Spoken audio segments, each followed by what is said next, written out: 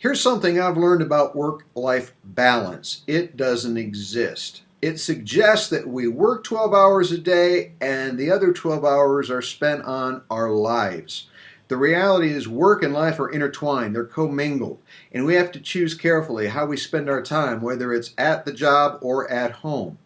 Now, when I first started my business, because it was just me and I had no team to work with, I had to do a lot of things I wasn't good at doing and didn't like to do.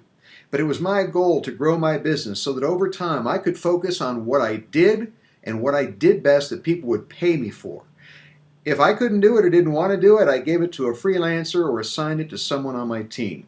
But the most effective leaders have a kind of work-life synchronicity that allows them to focus on what they do best and what they like to do in such a way that they get paid well to do it. And that's what I suggest you do to approach your challenge of work-life balance.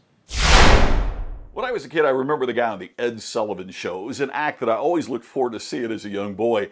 It was the guy that had all the plates on the poles, and he would spin the plates and get the plate balanced, and then he'd start another plate, and he'd start another plate. He would run back and forth from plate to plate to plate, trying to keep them all spinning, trying to keep every plate balanced.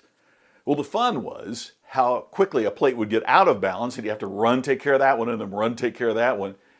But you know, the older I get, the more that I think it's a metaphor for life. We're trying to keep so many things in balance and not let any of the plates fall off and crash.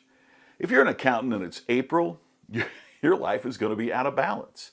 I think, unfortunately, the way to keep life in balance is not to look at a snapshot, but rather to look at the meaningful whole, whether it's a year, whether it's a lifetime. Whatever it takes, our goal should not be to be balanced all the time, every time, but to create a life of balance instead. Hey folks, let's talk about how to achieve life-work balance. You can't. Really, that's a myth.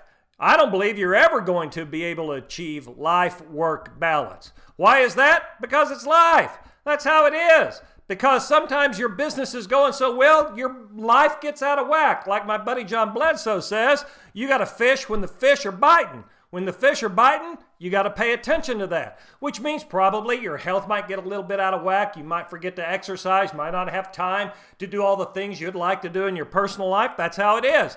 And then business dies down a little bit and you can kind of go back and sort of achieve some level of balance, but then something will happen in your personal life. You'll have a death in the family. You'll get sick. Kids will get sick. Something will happen and your business kind of goes out of whack for a little while. So it's always sort of this swinging back and forth. Everything's going to be out of whack from time to time. That's just the way it is. Forgive yourself and move on. Here's what I've learned about the whole work-life balance thing that is true for me, which is there's a myth. And the myth is quality time.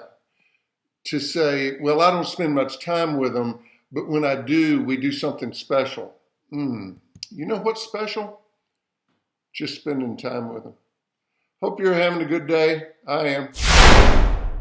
I think work-life balance is a myth. The phrase implies that there's some sort of equal balance between your job and the rest of your life, and that's not my life, and I'm guessing it's not yours either.